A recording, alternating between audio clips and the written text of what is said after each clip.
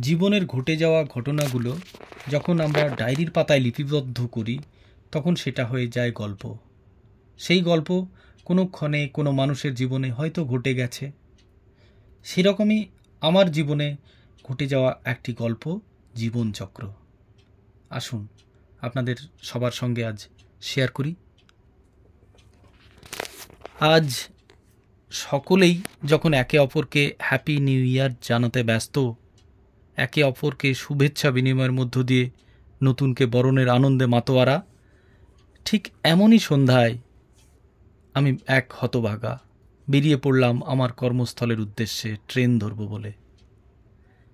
এ যে কি যন্ত্রণার, যখন আমার ছোট্ট মেয়ে ফারিয়া আমার কোল থেকে কিছুতেই নামবে না, আমার গলা জড়িয়ে শক্ত করে ধরে রেখেছে আর কেঁদে কেঁদে বলছে, বাপি তুমি যেও না।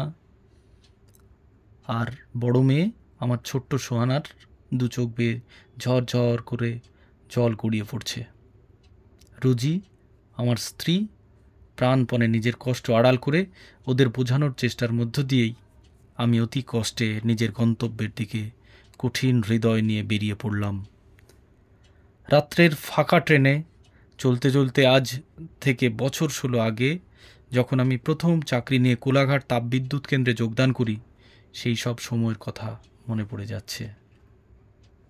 পড়াশোনা শেষ হতে না হতেই চাকরিতে যোগ দেব এই ভেবে প্রাথমিকভাবে আনন্দ হলেও যখন মা জিজ্ঞেস করলো সে তো অনেক দূরে থাকতে হবে, তখনই আমার সব নেশার ঘোর কেটে গিয়ে বাস্তবটা অনুভব করতে শিখে গেলাম।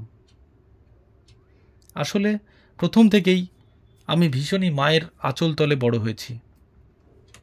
বাড়ির ছোট ছেলে হিসাবে সকলের আদরেই এক অতি সাধারণ গ্রামে বেড়ে উঠেছিলাম। কখনোই মাকে ছেড়ে বেঁচে থাকা কল্পনা করতে পারিনি। আর এরকমভাবে হঠাৎ করে বাড়ি ছেড়ে অত দূর মেদিনীপুরে থাকতে হবে, এটা বুঝেই আমার চাকরি পাওয়ার যাবতীয় আনন্দ মুহূর্তের মধ্যেই বিষাদে পরিণত হয়ে গেল। সেদিন খুব কেঁদেছিলাম মাকে ছেড়ে ওখানে যাওয়ার সময়। আমার মা ভীষণ বুদ্ধিমতী। আমি কষ্ট পাবো ভেবে আমার সামনে নিজেকে খুব শক্ত করে রাখতেন, কিন্তু আমি বুঝতাম তখন থেকেই আমি প্রায় প্রতি সপ্তাহেই যত কষ্টই হোক না কেন বাড়ি চলে আসতে চেষ্টা করতাম। এভাবে চলতে চলতেই একদিন বীরভূমের বক্রেশ্বরে ট্রান্সফার হয়ে চলে আসায় দারুণ খুশি হয়েছিলাম, এই কারণে যে এবার অন্তত সপ্তাহান্তে বাড়ি পৌঁছতে খুব একটা সমস্যা হবে না। কিন্তু হায়, আমি যখন সমস্যা কমানোর জন্য মরিয়া হয়ে প্রচেষ্টা চালাচ্ছি, নিয়তি তখন উল্টো দিকে তার নিঠুর খেলায় মত্ত।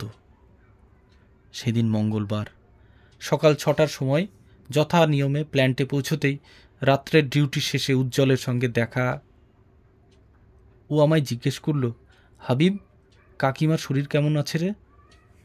আমি বললাম, ভালো।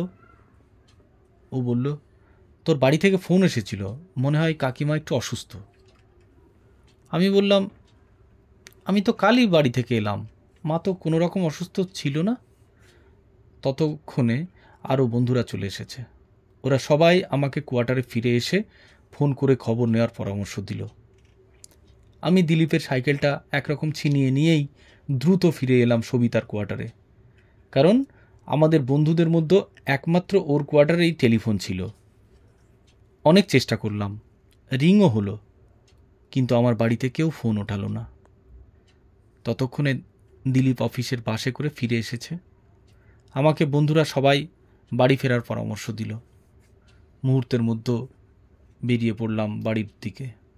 দিলীপও আমার সঙ্গে আসবে বলে সঙ্গ দিল। তখন আমি মনে মনে ভয় পেতে লাগলাম। একবার ভাবছি মায়ের কিছু হতে পারে না, কারণ আমি তো কালই মায়ের সঙ্গে দেখা করে এলাম, মাকে একদম সুস্থ দেখে এসেছি, আমাকে হাসি মুখে বিদায় জানিয়েছে। কিন্তু পরক্ষণেই যখন ভাবছি দিলীপ নাইট ডিউটি করার পরও আমাকে আজ একা ছাড়তে চাইছে না কেন, এসব ভেবে আঁতকে উঠছি। আমি নিজেকে আর ঠিক রাখতে পারছিলাম না। সেদিন অতটা পথ এ বাসে ও বাসে ছুটে ছুটে আসার পর 4 কিলোমিটার রাস্তা হেঁটে বা কখনো দৌড়ে নদীর ধারে পৌঁছতেই খগেনদা আমাকে দেখে নৌকা ফিরিয়ে নদী পার করে দিল আর বলল, ভাই, সবাই তোমার জন্যই অপেক্ষা করছে। দিলীপের বুকে মুখ রেখে আমার দু চোখ বেয়ে অঝরে বয়ে চলেছে বারিধারা।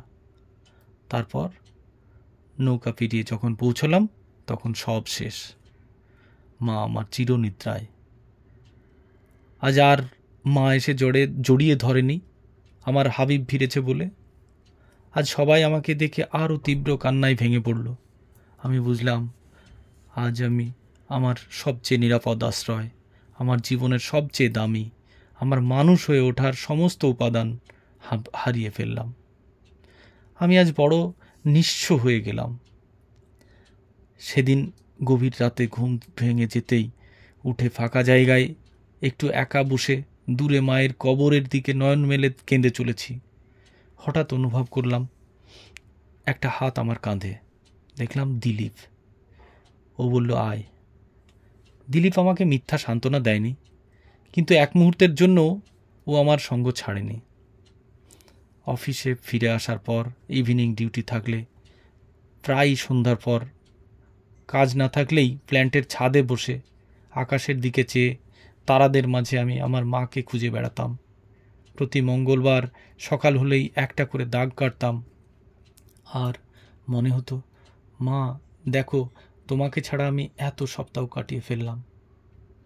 ইতিমধ্যে অনেক সময় পেরিয়ে গেছে। সময়ের সঙ্গে সঙ্গে আমি এখন অনেক পরিণত, কিন্তু তবু মনে হয় কই, আমি তো সেই একই জায়গায় রয়ে গেছি। এখনও মাঝে মাঝে মায়ের কথা মনে হতেই চোখ জলে ভিজে যায়। এখনও আমার শিশুদের কান্নায় নিজের বুকে যন্ত্রণা অনুভব করি। নিজের প্রিয়জনের ম্লান মুখখানি আমার হৃদয়কে যন্ত্রণা কাতর করে তোলে। এসব ভাবতে ভাবতেই ট্রেনের হকার চা খাবেন চা শব্দে সম্বিত ফিরতেই দেখি আমার স্টেশন চলে এসেছে। এখান থেকে আবার বাস ধরতে দৌড়লাম। কোনো ক্রমে বাসে উঠে একটা জায়গা পেয়ে ঘুমিয়ে পড়ার চেষ্টা করছি, কিন্তু আমার চোখে ঘুম আসে না। আবার মনে পড়ে যায় ঘরে রেখে আসা আমার প্রাণপ্রিয় ছোট্ট মেয়েদের মুখগুলি, যারা আমার ফেরার জন্য দিন গুনছে। এটাকেই বোধহয় জীবনচক্র বলে। আগে আমার মা অপেক্ষা করে দিন গুনত, আর এখন আমার মেয়েরা। তবে আরও একজন আছে, যে কিন্তু সবার সামনে কোনো কষ্ট নেই এমন ভান করে, কিন্তু সবার অলক্ষ্যে কি ভীষণ মনের যন্ত্রণা নিয়ে আমাদের ছোট্ট সংসারটা তিল তিল করে গড়ে তুলছে। আর আমার ফেরার অপেক্ষায় একটি একটি করে দিন গুনে চলেছে সে আমার পরম প্রিয় স্ত্রী রোজি। এসব ভাবতে ভাবতেই কখন চোখ দুটি লেগে এসেছিল ঘুম ভাঙতে। বাইরের দিকে লক্ষ্য করতেই বুঝলাম আমার বাস জঙ্গলের রাস্তা ধরে ছুটে চলেছে তীব্র গতিতে আমার গন্তব্যের দিকে।